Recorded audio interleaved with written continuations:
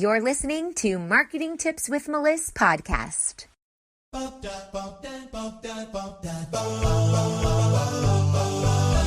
Welcome to Marketing Tips with Meliss podcast. And now your host, Meliss Jakubovic. Hey, everybody. Today we're talking about how professional social media pages versus your personal social media pages are different and how you're going to use them both in an effective marketing strategy. I get asked this question literally all the time. Every time I'm having a speaking engagement, every time I start talking about content, every time I start talking about Facebook, somebody in my community or my audience asks me, should I use my personal page for business on Facebook or my business page? And some of the questions they're sprouted from this idea that they're not getting engagement on their business page, so they don't know what to do. And there's a lot of misinformation out there. So some people are telling them one thing and another thing, and all of this is conflicting. So what I want to do today is quickly break it down for you so you can understand the difference between posting on your personal page versus posting on your business page. And then you can create a strategy that works best for you. So the first thing to note is that your business page is a public page that everyone can see all the time unless you specifically go out and block a person from viewing your business page. Maybe they were trolling you on your ads and they said something rude or whatever, and you do have the ability to block them. But aside from that, your business page is public for the whole entire world to see. Your personal page is not. You can adjust the privacy settings. You can make certain posts public for the whole world to see, and you can make other posts available just for your friends. So it's really important to determine what content you want to put out into the world, how many people you actually want to see it. How many eyeballs do you want on your stuff? So when I post pictures about my family or my kids on my personal page, I set it to just friends so that strangers who don't know me, who don't know my brand, who aren't really following me, they don't know I exist, can't stumble on pictures of me and the kids. Now, I will say that my personal page is filled with a ton of people that I've never met face to face because I do use it for business because I am building a personal brand. Now, depending on how you use it, it could be against Facebook's policies and you could get your account shut down. So just be careful with that. And I do encourage you to read up on Facebook's policies before you start anything for your marketing. So that personal brand, what does that mean? That means that I'm an online marketing strategist, but there are millions of online marketing strategists in the world. What makes me different from the next one is what I bring to the table in my interests, in my personality, in the way that I teach, in the content that I put out. And all of these things that make me me are what my brand stands for. So people who follow me, they enjoy learning from me specifically as opposed to someone else, or they may be following both of us. So I'm building a brand around myself. You will see in my courses and my social marketing academy, there are pictures of me. The brand is really built around me because I am the consultant that comes into your business and fixes things.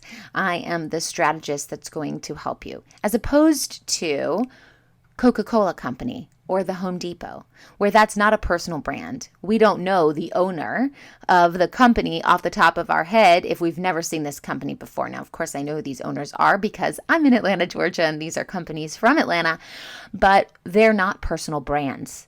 We know that the Home Depot has an orange logo and they're all about home improvement. We know that Coca-Cola has a red logo and they're all about beverages. It's not a personal brand. So you need to decide if you're building a personal brand or not.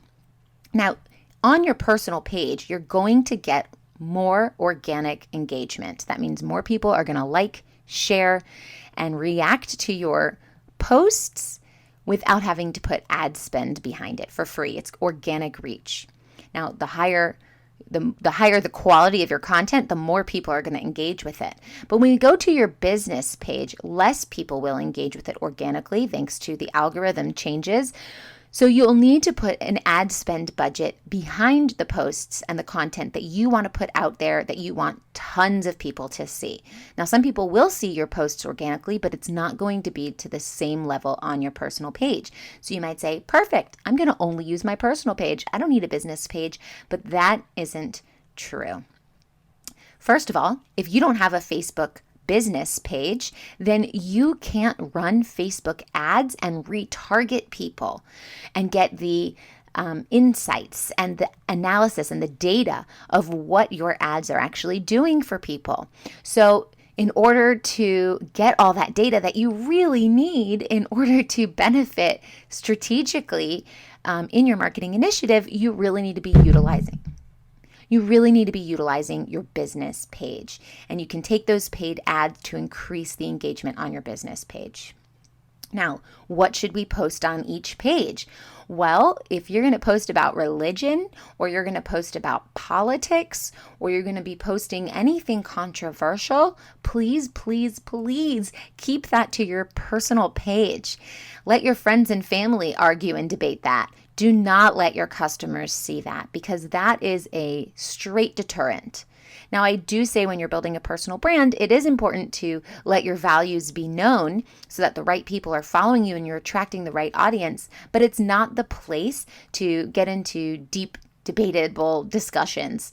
That's not what your business page is for. Save that for your personal page if you must do it, or follow my rule and don't talk about those things on either page or on any platform, and you'll be better off, really. But if that's something that you really need to vent or discuss, keep it to your personal page. Also, only make your public posts on your personal page public if you are okay with prospects seeing what you're posting. So you have the option on your personal page to make certain posts public, but just know that prospects and clients will have access to this and see it. And if it's something that you don't want them to know about you, your thoughts, or pictures of you getting drunk the other night, then that's probably not the best post to create on a public level. And you have that in Facebook. You can put the globe there, and it means that the public can see it, or you can put a picture. The icon is of two people next to each other. That means only your friends and family can see it. There are a lot more privacy settings you can look into as well, where everyone but certain people can see things as well. So just be sure that if you're going to make a public post on your personal page, everyone has access to seeing it. Also, your personal page is for your friends, and your business page is for your business. Now, that sounds obvious, but it's not so obvious because it really depends on your marketing strategy. For example, I have hundreds of people on my personal Facebook page that I've never met face to face, and they are potential clients. But I engage with them, and some of them I've become very friendly with, even though we've never met face to face. And some of them I've done video chats with, and I've known them for years now, and they've been following me and supporting me and encouraging me in my journey, but I've never actually met them face to face. So that works with my marketing strategy. If that's not your marketing strategy, then I'd say use your business page. Now, I do post on my business page every single day as well as my personal page. Do not post the same stuff on both sides of the platform. And this goes across all platforms. What you're posting on Instagram should be different than what you're posting on Facebook, which should be different than what you're posting on YouTube and LinkedIn and Pinterest, because there needs to be an incentive for people to follow you on a certain social platform. If you're posting the same exact content on all of your platforms, they can just follow you on one platform and they'll get all the news. So make sure that you really know what that strategy is, that marketing strategy is. Post certain things on your personal page and certain things on your business page. Now, if you're going to go live, I recommend doing it on your business page. If you want your personal page followers to see it, then you can share the video from your business page to your personal page. But what happens is when you go live on your personal page, it is just for your personal list, and it stops there. And there's no marketing strategy around that. You go live, they see it, it's done. Now, if you go live on your business page, number one, it can be searchable in a Google search or in any type of search engine. Number two, you can use it to retarget your audience. So you could actually go into the ads manager and say, I want to target people who have watched 75% of my live video with this new offer. And you're able to use the data to see who watched your video. Now, when you take that video from your business page and you share it onto your personal page, Facebook is collecting the data from anyone who viewed that video, regardless of where they viewed it. So if they viewed it on your business page or they viewed it on your personal page, it is still collecting the views and the data so that you can retarget those people. Very, very, very valuable piece of strategy right there. Another important thing to know is that on your personal page, only one person can manage it, and that's you, unless you're giving your password out to everybody. But then you both can't be in there at the same time, and then you're going to get all these emails and text messages from Facebook saying there's a data security breach, and not data breach, although Facebook has those too, security breach, and you need to change your password, and you're going to get locked out. But on your business page, you can have several people managing it. You go into the business settings and you can add people to your business page to manage, and you can all manage it at the same time, working on different things. Someone can be messaging someone can be scheduling content. There's so many different things you can do because it's created for businesses and your personal page is not created for businesses. Now, I want you to understand too that there's only one of you, and your personal Facebook page gets capped out at 5,000 friends.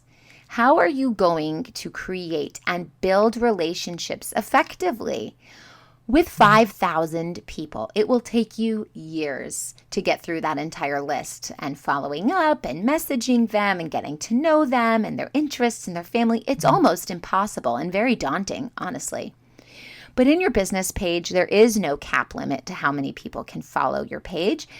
And you can enable messaging on your business page that you can't enable on your personal page. So you can have a chat bot where you're pushing out information on automation, like I'm going live in 5 minutes, hop on now, or click here for my free Finding Your Dream customer guide.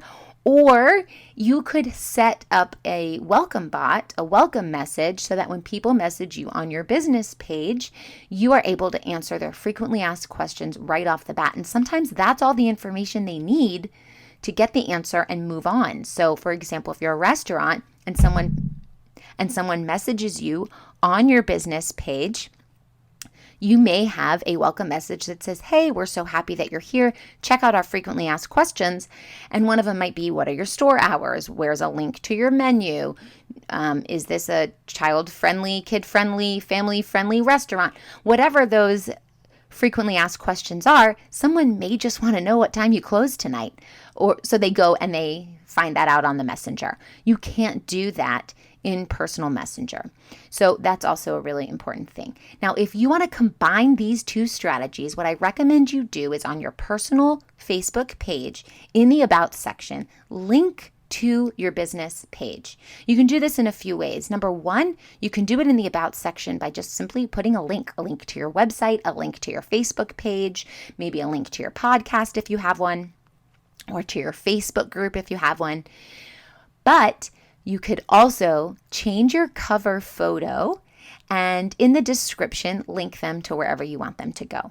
So you are using your personal page to get people over to your business page, but you're not using your personal page to actually run your business. I hope this helps. If you have any questions, of course, message us, leave us a review, email us. There's so many ways to get in contact, and I'd love to help you with this further. And I will talk to you soon. Bye. If you loved this episode, head over to iTunes to subscribe and leave us a review so we can reach more people and share our content with those that can benefit most. And before you go, I want to invite you to join my Social Marketing Academy, where you can master the skills you need to manage and scale your own business or your clients' businesses. This membership will give you all the tools you need to be successful online and teach you how to engage properly with your ideal audience. New courses are constantly being added to the Academy, and you can work through them at your own pace. Check it out now at socialmarketingacademy.org. Thanks for listening to the Marketing Tips with Meliss podcast at www.marketingtipswithmeliss.com.